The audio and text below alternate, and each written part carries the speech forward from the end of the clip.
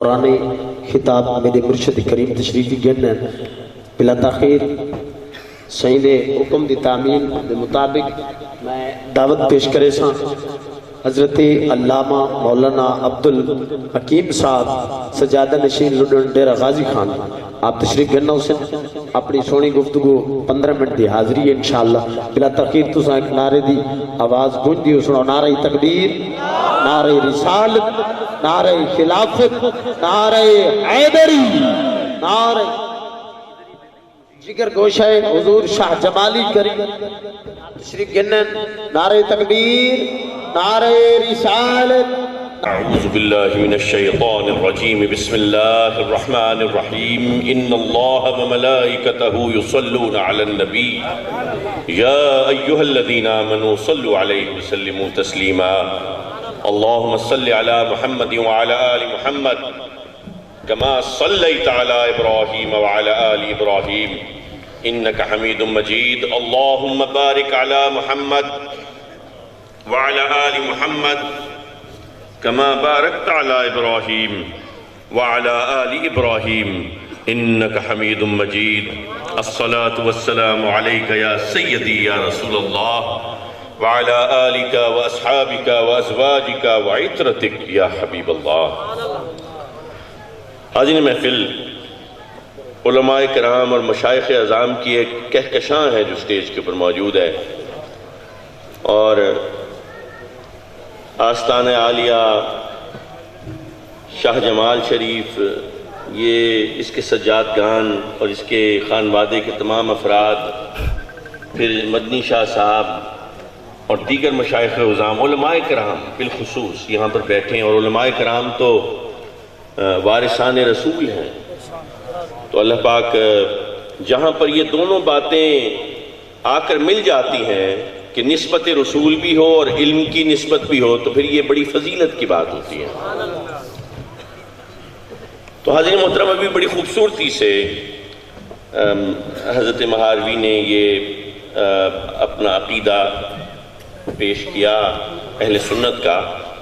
اور اس میں کوئی شک اور شبہ والی گنجائش نہیں ہے کوئی پس و پیش نہیں ہے کوئی اونچ اور نیچ نہیں ہے لیکن ظاہری بات ہے کچھ گڑبڑ کرنے کی کوشش کی جاتی ہے کچھ اونچ نیچ ہو جاتی ہے کچھ کوئی ایک بندہ تھوڑی سی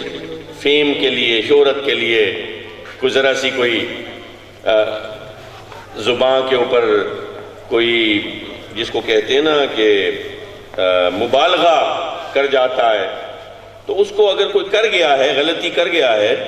تو اس کو چاہیے کہ وہ ریکنسائی کر لے واپس آ جائے پھر جائے اپنی بات کی تصحیح کر لے اچھی بات ہے اس کے اوپر ڈٹ نہ جائے اور جہالت کے اوپر ڈٹ جانا یہ تو یہودیوں کا کام تھا بھئی جان گئے تھے نا حضور تو جان گئے تھے کہ حضور ساری نشانیاں پوری ہیں لیکن نہیں ہم نہیں مانتے تو جان جانے کے باوجود بھی نہ ماننا اس سے بڑی جہالت کیا ہوگی تو لہذا بہتر یہ ہے کہ وہ یہودیوں کی روایت نہیں ہم تو مسلمان ہیں نا وہ کہتے ہیں نا یہ بستی ہے مسلمانوں کی بستی یہاں کار مسیحا کیوں کریں ہم ہماری ہی تمنا کیوں کرو تمہاری ہی تمنا کیوں کریں ہم تو مسلمانوں کی بستی ہے تو مسلمانوں کا کام کرنا چاہیے یہودیوں کا کام تو نہیں کرنا چاہیے میرے رب نے اپنے قرآن میں فرمایا قل انما انا بشر مثلکم تو مولوی نے کہا کہ میرے جیسا کہہ دیجئے کہ میں تمہاری مثل بشر ہوں اب اس کے ترجمے ہو گئے میرے جیسا تیرے جیسا یہ میرے جیسا تیرے جیسا جو شروع ہوا اس 15 منٹ میں میں صرف 3 دلیلیں دے پاؤں گا اور یہ ساری زندگی یہ قلق علماء کے دماغ میں بھی رہتا ہے اور عوام کے درمیان میں ہمارا بچہ جاتا ہے میڈیکل کالج میں ہمارا بچہ جاتا ہے کسی پروفیشنل انسٹیٹیوٹ میں کسی انجینئرنگ یونیورسٹی میں وہاں پر جا کے یہ جو عبداللہ بن ابی کے چیلے ہیں نا یہ آ جاتے ہیں کہتے ہیں جی وہ ادھر آ جاؤ یہ دیکھو جی قل انما انا بشر مثلکم وہ تو ہمارے جیسے ہیں اور تم تو پتہ نہیں کیا اور کیا نہیں تم تو اپنے پیر کو اتنا بڑا سمجھتے ہو جبکہ نبی ہمارے جیسا ہے تو پہلی دلیل یہ ہے کہ قل انما انا بشر مثلکم میں پہلی دلیل یہ ہے کہ آج کے مولوی کو ہی آیت نہ مطلب پتہ چل گئے اون ویلے جنہاں کو عربی آندھی ہے انہاں کو پتہ کہنے چلے ہاں بھئی کبھی صدیق اکبر نے کہا ہو فاروق اعظم سے کہ فاروق اعظم آپ بیٹھے رہیں یہ تو ہمارے جیسے ہیں آپ کھڑے نہ ہو کیوں کھڑے ہوتے ہیں جب یہ آتے ہیں تو کیوں جاتے ہیں یہ کیوں ہم ادب سے کلام کریں کیوں ہم بیٹھ جائیں کیوں ہم انتظار کریں حضور لب کھولیں تو ہم اپنے کانوں کو حلاوت عطا فرمائیں سماعت مصطفیٰ سے زبان مصطفیٰ سے ہم اپنے دیدار کو خیرہ کر دیں آنکھوں کو آپ کی صورت کے نور سے خیرہ کریں کیوں ہمارے جیسے ہیں بیٹھے رہو اونچا بول رہے ہو کوئی نہیں بولتے رہو ہمارے جیسے ہیں عزت کیوں کر رہے ہو تکریم ہاتھ کیوں چوم رہے ہو پاؤں کیوں ان کی طرف دیکھ کیوں رہے ہو کعبہ تو اس طرف ہے ان کی طرف کیوں دیکھ رہے ہو بھئی حضرت حمزہ بن عبد المطلب آپ کا معاملہ یہ ہے کہ آپ حضور کے چچا تو ہیں لیکن یہ یکجان دو قالب ہیں حضور پہ پناہ محبت فرماتے ہیں وہ کسی نے دھوکہ دے کے سید حمزہ کو لالچ دے کے کسی وحشی غلام کو پیچھے سے نیزہ مروا دیا نیزہ آر پار ہوا آپ شہید ہو گئے لیکن شہادت سے پہلے تک بھئی چچا بھتیجے کا تعلق ہے عمر میں بھی بڑے داڑھی میں سارے سفید بال کبھی ایسا ہوا کہا ہو بھتیجے آؤ بیٹھو کوئی روایت ہے کوئی روایت میں صرف صحاح کی بات نہیں کرتا میں جمیع کتب احادیث و تواریخ کی بات کرتا ہوں کوئی کتاب اٹھا کے دکھا دو کہ کبھی سید حمزہ بن عبد المطلب نے کہا ہو بھتیجے آؤ بیٹھ جاؤ اگر روایت ملے گی تو یہ ملے گی سرکار کو دیکھا سرکار آ رہے ہیں حضرت حمزہ کھڑے ہو گئے اور فرمایا میرے آقا آ گئے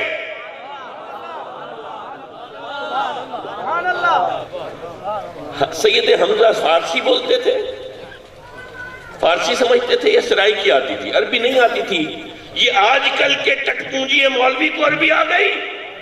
اس نے ترجمہ بنا لیا اور ترجمے کو قرآن کا مطلب بنا کر ثابت کرنے کی اور ثبت کرنے کی کوشش کی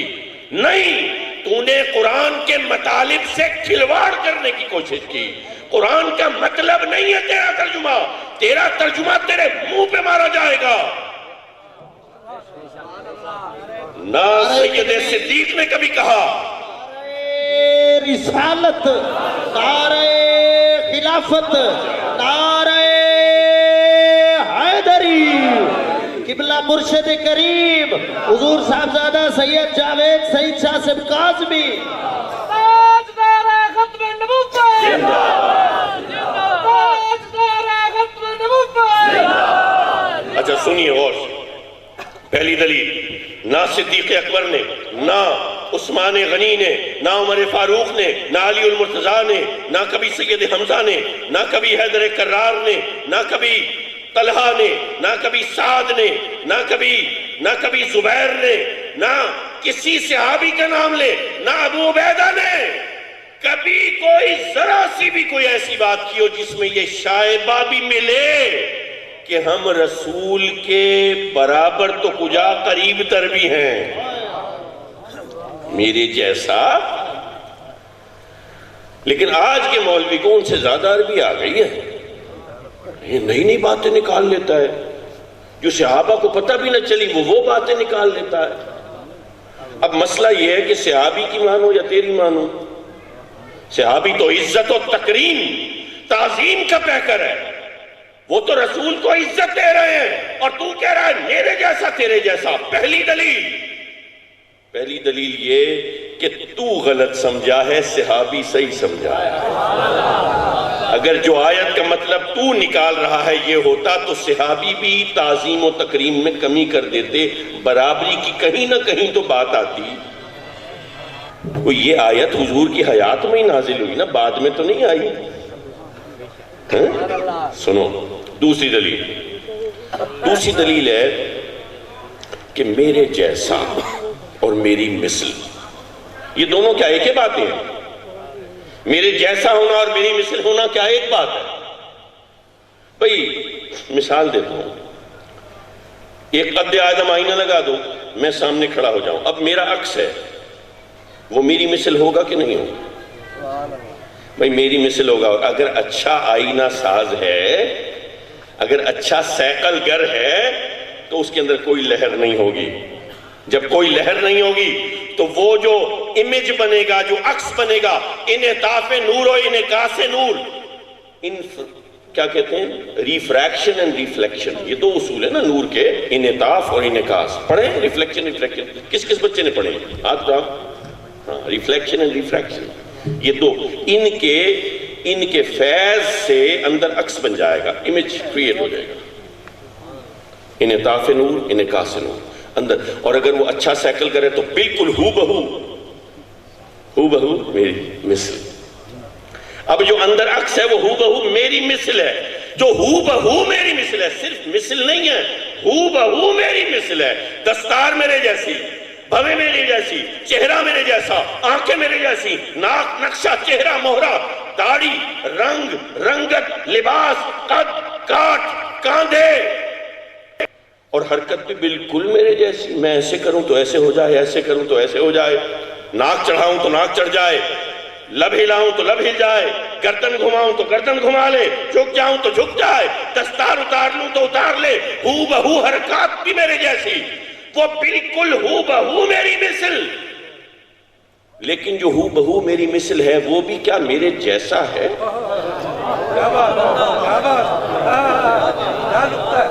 جو ہو بہو میری مثل ہو وہ بھی کیا میرے جیسا ہے؟ کیا اس کے پاس جسم ہے؟ نہیں ہے۔ وہ صدر ہے، اس صدر میں موجود وہ دھڑکتا ہوا قلب ہے، جس قلب میں کسی نے رسول کی حب کا چراغ روشن کیا ہے۔ وہ آنکھ میں وہ نور ہے جو طلب نور مصطفیٰ ہے۔ وہ ہو بہو میری مثل ہو کے بھی میرے جیسا نہیں ہے۔ اس کے پاس آنکھ تو ہوگی لیکن نور نہیں، زبان تو ہوگی لیکن صوت نہیں، کان تو ہوگا لیکن سماعت نہیں۔ سب کچھ ہونے کے باوجود، ہو بہو میری مثل ہونے کے باوجود بھی میرے جیسا نہیں ہے۔ مثل ہونا اور بات، میرے جیسا ہونا اور بات۔ قل انما انا بشر مثلکم، بلکہ میں تو کہتا ہوں جو ہو بہو میری مثل ہے میرا محتاج ہے۔ میں گردن ہلاؤں تو ہلائے گا، نہ ہلاؤں تو ہلا کے دکھائے۔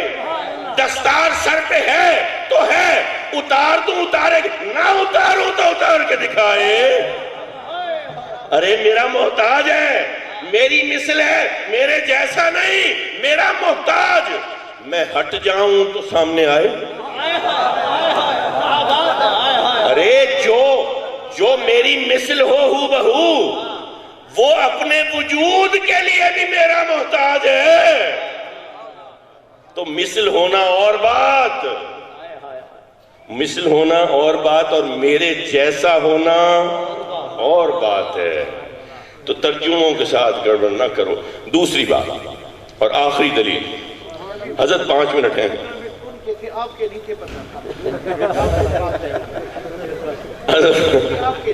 حضرت میں بس اب مکمل کر رہا ہوں، اب میں مکمل، کیونکہ میں نے پھر وہ تمہید وغیرہ اور ساری بات ایسے ہوئی نہیں، کیونکہ علماء کے سامنے بولنے میں بھی نا ڈر لگتا ہے ذرا کہ کہیں پکڑ ہو جائے، تو یہ جو بیانیہ چل رہا تھا نا اس کے اندر میں بھی کہیں رگڑا نہ جاؤں، تو احتیاط کریں۔ دیکھو علم کا معاملہ ہے نا، علم کے معاملے میں تو طالب علم ہوں، بھئی ہمیں کیا پتہ مرفوع کیا ہے، موقوف کیا،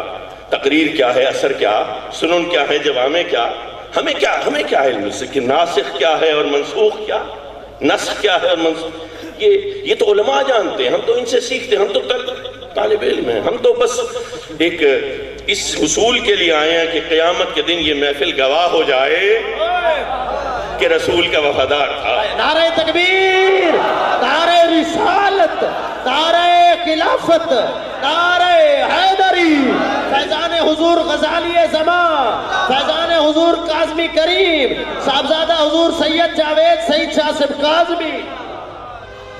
تو گواہ ہو جائے کہ یہ رسول کے وفاداروں میں تھا، اسی زندگی میں جیا، اسی حالت میں موت آئی، گنہگار ہے، خطا کار ہے، لیکن مولا میں آڑے آتی رہوں گی دوزخ کی آگ میں اور اس کے درمیان. میرے مولا مجھے لاج ہے تیرے حبیب کی محبت کی، میں اس کو روکتی رہوں گی جب تک میرا بس ہے. بس اتنی گواہی چاہیے، رب کی رحمت ہو جائے گی. رسول کی وفاداری کی ایک گواہی کافی ہوگی. اچھا، آخری دلیل پیش کرتا ہوں، بڑے غور سے، بڑے تحمل سے، علماء کی خدمت میں پیش ہے. اور آج یہ بات ذہن میں بٹھا لی تو ہر بچے کے دل سے قُلْ إِنَّمَا أَنَا بَشَرٌ مِثْلُكُمْ کا یہ جو ایک پھیلایا جا رہا ہے جھوٹا ترجمہ اور جھوٹے معنی، اس سے یہ قلب صاف ہو جائے گا اور بالکل چیز واضح انشاءاللہ تعالی ہو جائے گی. دیکھیے، قُلْ إِنَّمَا أَنَا بَشَرٌ مِثْلُكُمْ، اب اس میں سے لفظ انما نکال دیں. جب لفظ انما نکلا تو بن گیا، عبارت بنے گی قل انا بشر مثلکم. معنی کیا ہے؟ معنی ہے فرما دیجئے میں تمہاری مثل بشر ہوں. تو پھر انما کیوں لگایا؟ یہ کلمہ حصر ہے. اگر اس کے بغیر بھی یہی معنی ہے تو پھر انما لگانا بے فائدہ تھا. کوئی قرآن کا لفظ بے مصرفہ تھا، بے مقصدہ تھا، اضافت تھی، اوزان کے لیے رکھا تھا. نہیں، قرآن کا کوئی زیر اور زبر بھی بے معنی نہیں ہے. جتنی بھی تلاوتیں ہیں، جتنی بھی قرآت ہیں، ساری قرآت کے اندر جو زیر و زبر ہے وہ ایک نئی جہت پیش کرنے والا ہے. اسنا عشرہ کی بات ہوتی ہے نا تلاوت کے اندر. کہیں آپ پڑھو گے تو الحمد شریف میں بھی تلاوتوں کا تفاوت ہے نا. مختلف علاقوں میں جاؤ گے، مصر میں جاؤ گے اور ہے، شام میں جاؤ گے اور ہے، حجاز میں جاؤ گے اور ہے، نجد میں جاؤ گے اور ہے. یہ تھوڑا سا بہت تفاوت وہ ہے، فرق ہے تلاوت میں بھی، زیر و زبر میں بھی. لیکن ان زیر و زبر میں بھی بڑی حکمتیں چھپی ہوئی ہیں. تو لفظ انما پورا کا پورا ایک لفظ ہو جو اضافت میں ہو، جو لا یعنی و بے معنی ہو؟ نہیں. تو ڈھونڈنا پڑے گا یہ انما کیا کرتا ہے. یہ کلمہ حصر جو ہے یہ معنی کو بعض اوقات تبدیل کرتا ہے، راہ دکھلاتا ہے، بعض اوقات یکسر پلٹ دیتا ہے، حدود کا تعین کرتا ہے، ایک خاص سمت کی طرف اشارہ کرتا ہے، لے جاتا ہے معنی کو. مثال دیتا ہوں. میرے آقا نے فرمایا واللہ یعطی وانما انا قاسم، یا ایسے بھی ہے انما انا قاسم واللہ یعطی، ایسے بھی ہے. دونوں روایات ہیں. واللہ یعطی اور اللہ مجھے عطا فرماتا ہے، وانما انا قاسم، یہاں پہ بھی انما آ گیا. اب انما کو یہاں سے بھی ذرا اگر تھوڑی دیر کے لیے نکالا جائے، وانا قاسم اور میں تقسیم کرتا ہوں، اللہ مجھے عطا فرماتا ہے اور میں تقسیم کرتا ہوں. جب انما لگایا کلمہ حصر آیا، اس نے خصوصیت و اختصاص کی دیواریں کھڑی کر دیں. اس روانی کو ایک حد عطا فرمائی، معنی کو ایک جہت دی. جب انما لگا قل انا انما انا قاسم کا مطلب ہوا اور صرف میں ہی تقسیم کرتا ہوں. اللہ مجھے عطا فرماتا ہے واللہ یعطی وانما انا قاسم، اور فقط میں ہی. یہ جو تقسیم ہو رہا ہے رزق، روزی، مال، علم، عمل، صحت، جو بھی ہے یہ اللہ مجھے عطا فرماتا ہے اور میں ہی تو ہوں جو قاسم عطا ربی ہوں. کوئی اور نہیں، کوئی اور دروازہ نہیں، کوئی اور راستہ نہیں، کوئی اور در نہیں، فقط میں ہی ہوں. تو اگر انما نہ ہوتا تو ہوتا وانا قاسم اور میں تقسیم کرتا ہوں، یعنی ایک شک رہ جاتا کوئی اور بھی ہوں گے جو تقسیم کرتے ہوں گے. لیکن انما نے حدود کی دیوار ایسے کھڑی کی ہے کہ پتہ چلا حضور کے علاوہ کوئی قاسم عطا ربی ہے ہی نہیں. واضح ہو گیا انما نے کیا کیا. اب آ جاؤ پھر قل انما